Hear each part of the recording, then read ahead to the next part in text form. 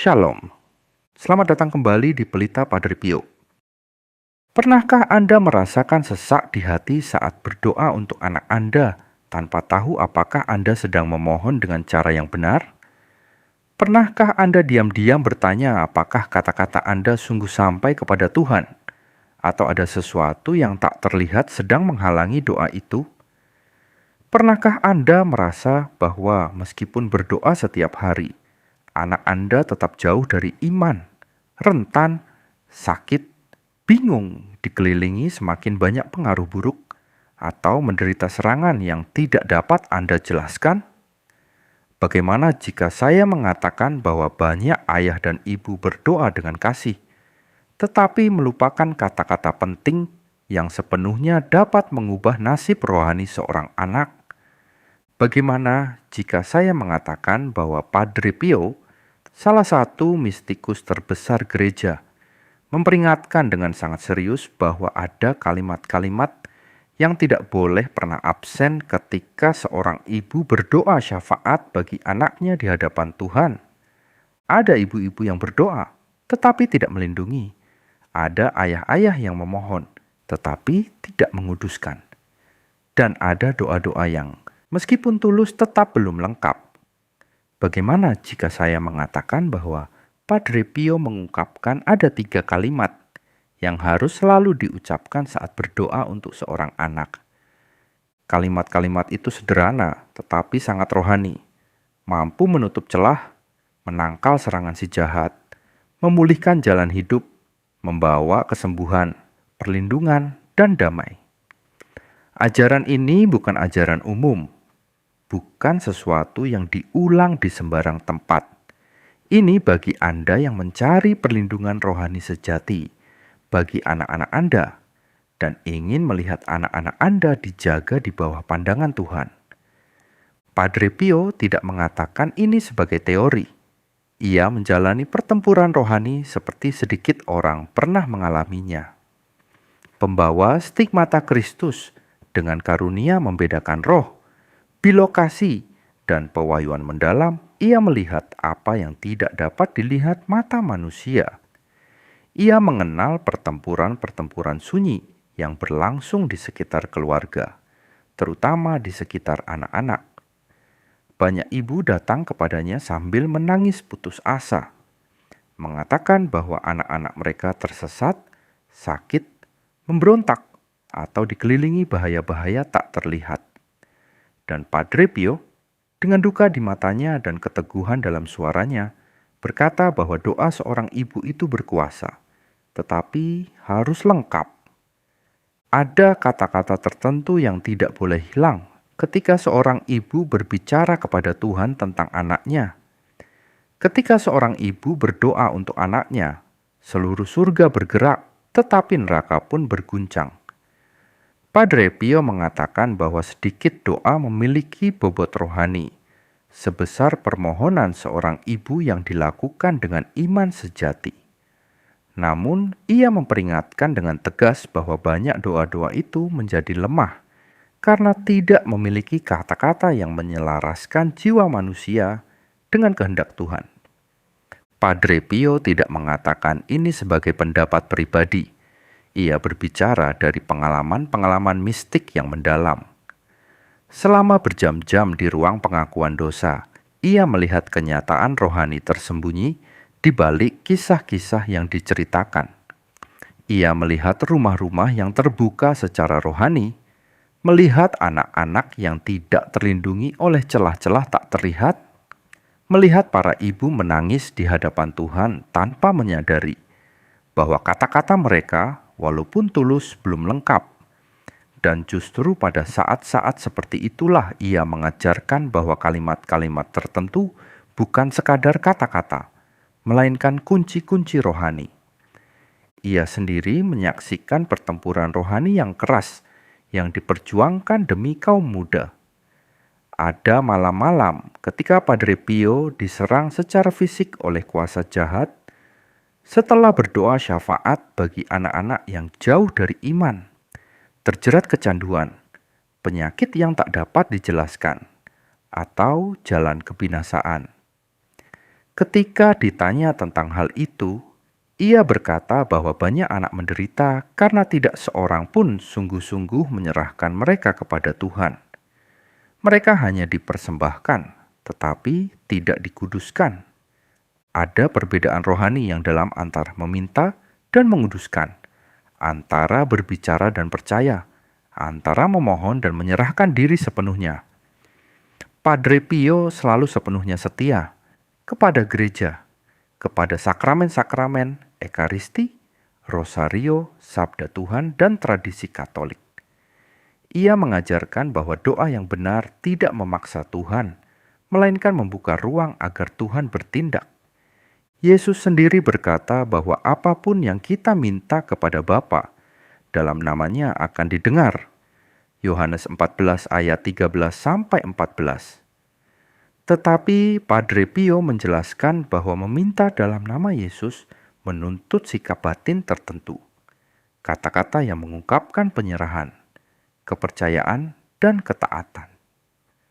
Ketika Anda berdoa untuk anak-anak Anda, apakah Anda merasakan takut akan masa depannya?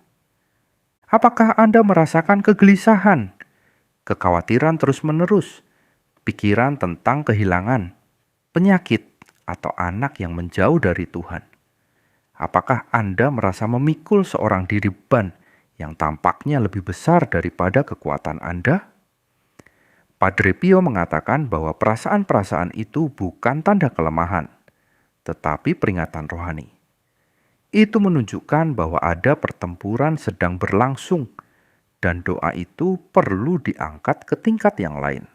Ada kesaksian terkenal tentang seorang ibu yang datang kepada Padre Pio dalam keputusasaan karena putranya yang masih muda telah sepenuhnya menjauh dari iman dan terlibat dalam perilaku merusak diri. Ibu itu berkata bahwa ia berdoa setiap hari, tetapi tidak ada yang berubah.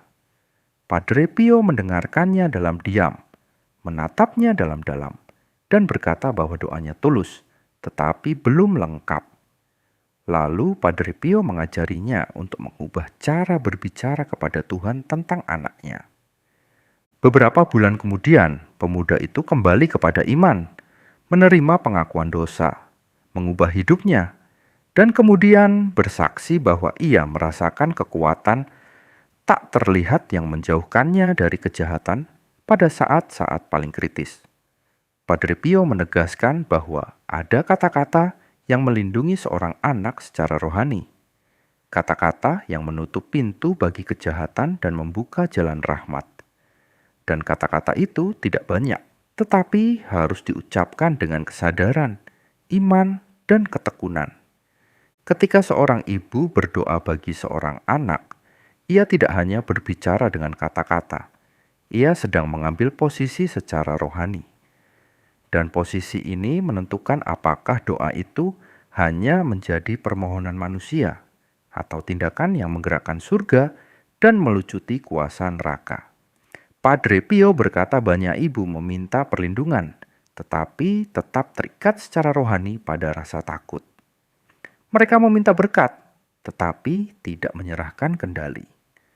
Mereka memohon kesembuhan, tetapi tidak sepenuhnya percaya, dan dunia rohani melihat hal itu. Karena itu, ia mengajarkan bahwa kalimat pertama tidak boleh pernah hilang, karena kalimat itu menetapkan siapa yang sungguh memerintah atas hidup anak itu. Kalimat pertama yang diungkapkan Padre Pio selalu diucapkan dengan mata terpejam dan hati yang teguh. Tuhan, aku menyerahkan anakku sepenuhnya ke dalam tangan-Mu. Kalimat ini tampak sederhana, tetapi membawa bobot rohani yang sangat besar. Padre Pio menjelaskan bahwa selama seorang ibu berkata, "Anakku, surga mendengarkan dengan kelembutan." Tetapi ketika seorang ibu berkata, "Anakmu, Tuhan, surga mengambil tanggung jawab." Penyerahan ini bukan meninggalkan, melainkan kepercayaan yang radikal. Tindakan ini adalah pengakuan bahwa Tuhan mengasihi anak Anda lebih daripada kasih ibu manapun di dunia. Ada kesaksian bahwa Padre Pio pernah menghentikan ibu-ibu di tengah doa ketika ia melihat mereka memohon perlindungan, tetapi tetap berusaha mengendalikan nasib anak mereka. Ia mengatakan hal itu menciptakan celah rohani, karena ketakutan bertentangan dengan iman. Kitab suci menyatakan bahwa siapa yang percaya kepada Tuhan tidak akan dipermalukan. Roma 10 ayat 11. Dan Padre Pio menegaskan bahwa kalimat ini menutup pintu bagi kejahatan, karena menyatakan secara terbuka di dunia rohani bahwa anak itu milik Tuhan. Ketika seorang ibu tidak membuat penyerahan yang sungguh, ia memikul sendirian beban yang sebenarnya tidak diciptakan untuk dipikulnya. Akibatnya adalah kegelisahan terus-menerus, insomnia, ketakutan berlebihan, bahkan penyakit emosional. Padre Pio berkata bahwa si jahat memanfaatkan celah-celah emosional ini untuk menyerang seluruh keluarga.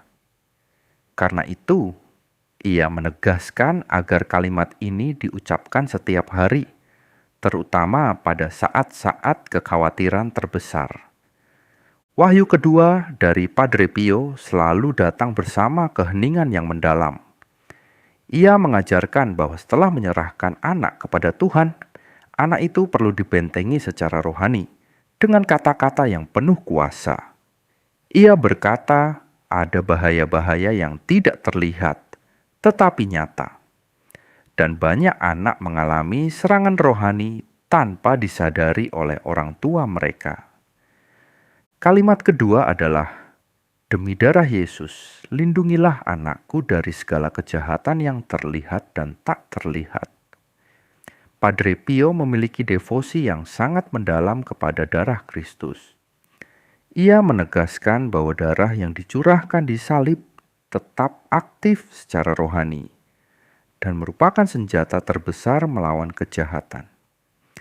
Dalam berbagai kesempatan, selama pertempuran rohani yang hebat, ia menyerukan darah Yesus dan menyaksikan mundurnya kekuatan jahat seketika. Ia mengajarkan bahwa banyak orang tua meminta perlindungan secara umum, tetapi tidak secara tegas menyerukan kuasa penebusan Kristus. Alkitab mengatakan bahwa kita telah dibeli dengan harga yang mahal, dan harga itu adalah darah Yesus. Saat mengucapkan kalimat ini, seorang ibu mengingatkan dunia rohani bahwa anak itu telah ditebus. Anak itu sudah menjadi milik Kristus, sudah ditandai oleh penebusan. Padre Pio memperingatkan bahwa ketika kalimat ini tidak diucapkan, anak dapat terbuka secara rohani terhadap pengaruh negatif, pergaulan buruk, kecanduan, penyakit yang tak dapat dijelaskan, dan kebingungan batin. Ia mendampingi banyak orang muda yang mengalami penindasan rohani yang berat.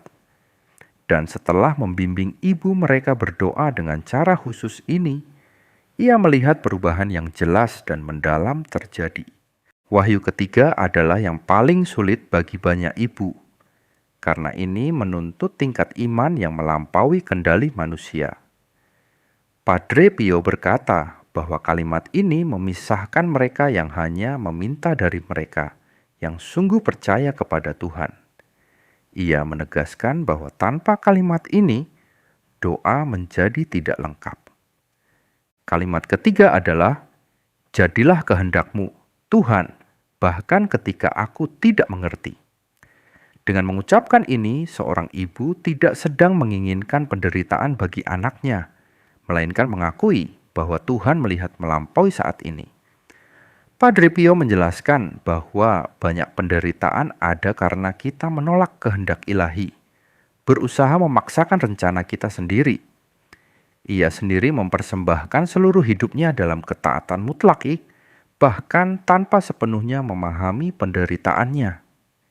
Ia berkata bahwa ketika seorang ibu mengucapkan kalimat ini dengan tulus, sesuatu yang dalam terjadi. Kecemasan berkurang, damai mulai masuk ke dalam hati, dan Tuhan menemukan ruang untuk bertindak dengan bebas. Yesus di Taman Getsemani mengajarkan doa tertinggi ini, dan Padre Pio mengikuti jalan penyerahan total yang sama Ketika kalimat ini tidak diucapkan, seorang ibu tetap berdoa, tetapi tetap terikat oleh ketakutan akan masa depan, ketidakamanan, dan kecurigaan. Padre Pio memperingatkan bahwa hal ini menghalangi banyak rahmat untuk dinyatakan. Karena Tuhan tidak memaksakan kehendaknya, Ia menantikan kepercayaan. 3 kalimat yang diajarkan Padre Pio ini bukanlah rumus ajaib. Ini adalah ungkapan iman yang dewasa, selaras dengan Injil, dengan tradisi gereja, dan dengan pengalaman mistik seorang santo yang melihat yang tak terlihat dan menghadapi kejahatan secara langsung untuk melindungi jiwa-jiwa. Sekarang Anda memahami mengapa ia berkata bahwa seseorang tidak boleh berdoa untuk anak tanpa kata-kata ini. Kata-kata ini menyerahkan, melindungi, dan percaya. Kata-kata ini menutup celah, menenangkan hati, dan memungkinkan Tuhan bertindak sepenuhnya. Padre Pio mengajarkan bahwa banyak orang tua menderita bukan karena Tuhan menjauh, tetapi karena doa mereka belum mencapai bentuknya yang paling dewasa.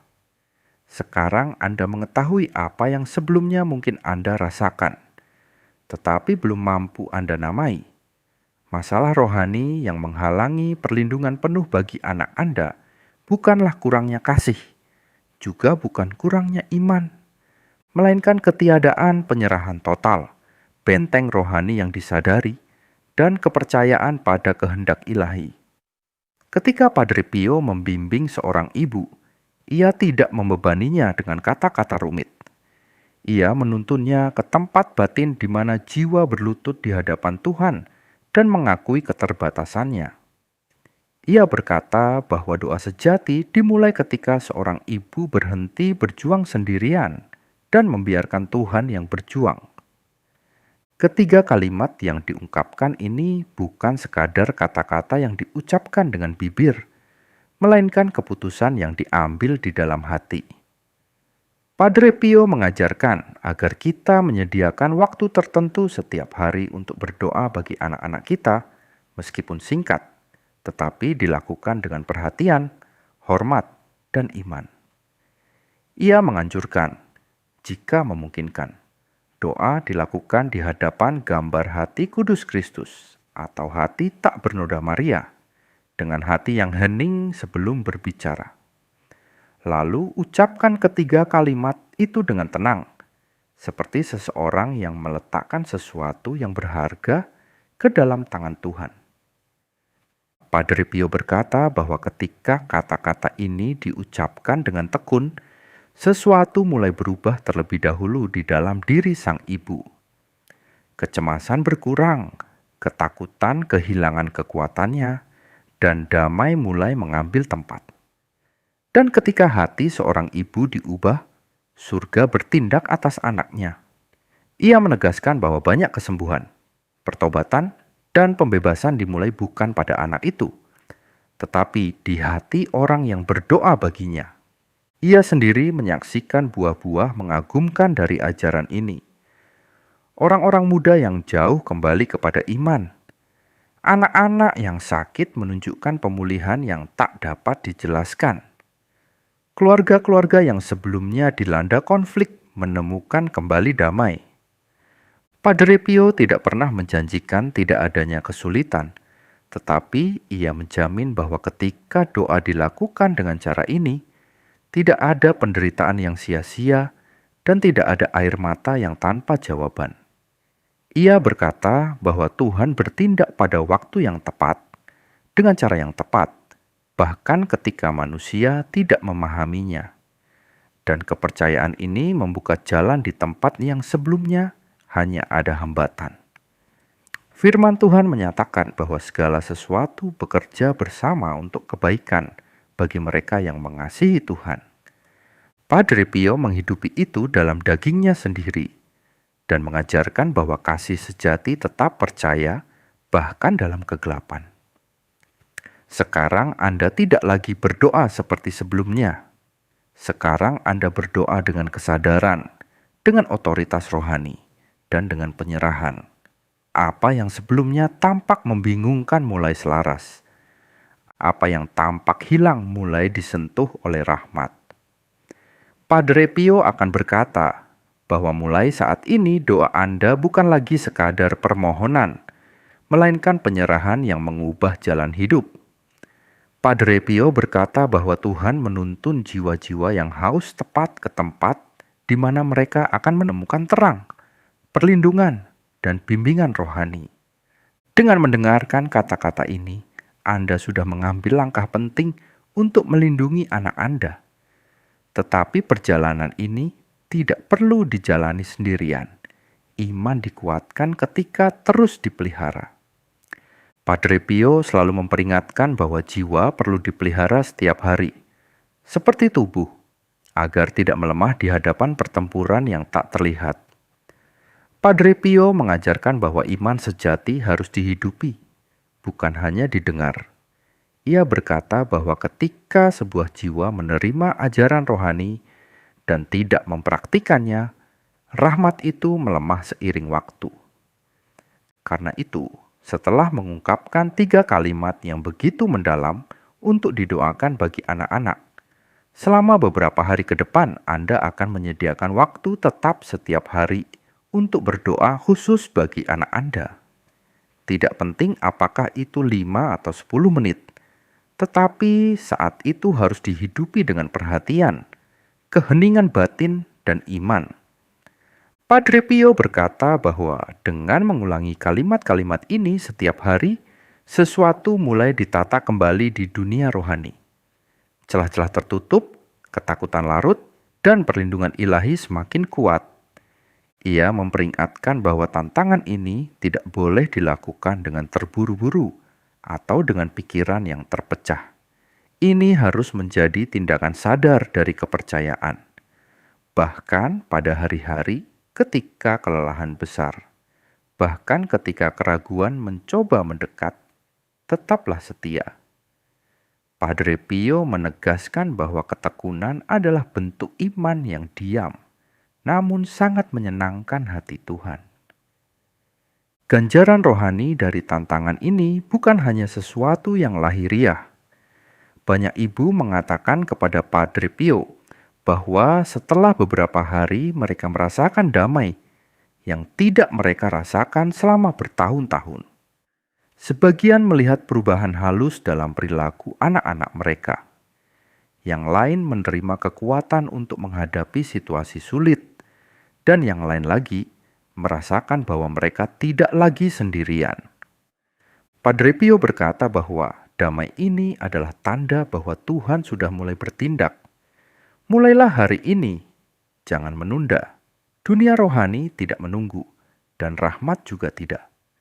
Dan jika pesan ini dapat menolong ibu lain yang menderita dalam diam, bagikan video ini. Anda bisa menjadi alat Tuhan dalam hidup seseorang, sebagaimana seseorang telah menjadi alat agar pesan ini sampai kepada Anda. Padre Pio mengajarkan bahwa ketika doa mencapai titik terdalamnya, hati perlu hening agar Tuhan berbicara. Dimanapun Anda berada, lakukan usaha kecil di dalam batin. Padre Pio berkata bahwa ketika seorang ibu menempatkan dirinya di hadapan Tuhan dengan kerendahan hati, seluruh surga menunduk untuk mendengarkan. Tidak peduli berapa banyak kesalahan yang pernah Anda buat, berapa kali Anda merasa takut atau putus asa. Saat ini Anda hanyalah seorang ibu, seorang ayah, hati yang mengasihi dan percaya. Dan mungkin inilah saatnya seperti yang diajarkan Padre Pio, Anda berhenti hanya memohon bagi anak Anda, lalu mulai sungguh menyerahkannya kepada Tuhan. Sebab ketika seorang ayah atau ibu berdoa dengan penyerahan sejati, surga tidak tinggal diam. Rahmat mulai bekerja bahkan sebelum mata manusia melihat hasilnya. Jika Anda ingin menutup renungan ini dengan tindakan iman, tuliskan di kolom komentar doa singkat ini. Aku mempercayakan anak-anakku ke dalam tangan Yesus dan pelukan Bunda Maria. Biarlah doa ini menjadi penyerahan rohani yang Anda ucapkan bukan hanya dengan bibir, tetapi dengan hati. sebagai tanda bahwa mulai hari ini Anda menyerahkan anak-anak Anda kepada perlindungan Tuhan. Jika pesan ini meneguhkan hati Anda, bagikan renungan ini kepada orang lain yang sedang diam-diam berjuang bagi putra atau putrinya. Sebab mungkin Tuhan memakai pesan ini untuk menguatkan sebuah keluarga yang hampir kehilangan harapan. Jangan biarkan ajaran ini berhenti sebagai sesuatu yang didengar, tetapi jadikan 3 kalimat ini bagian dari doa harian Anda, dan hidupi dengan iman yang tekun. Seperti diingatkan Padre Pio, perlindungan rohani seorang anak dimulai ketika orang tua berhenti bersandar pada kekuatannya sendiri dan sungguh mempercayakan anaknya kepada Tuhan. Tetaplah berdoa, tetaplah berjaga, dan tetaplah percaya. Karena doa yang lahir dari iman tidak pernah sia-sia di hadapan surga. Kalau kamu merasa renungan ini bermanfaat, tolong like, subscribe, dan share. Mari sebarkan kebijaksanaan rohani Padre Pio kemana-mana. Terima kasih sudah ikut dalam perjalanan iman ini. Semoga doamu kuat, imanmu teguh, dan rosario selalu dekat di hatimu. Yesus, Engkau andalanku. Amin.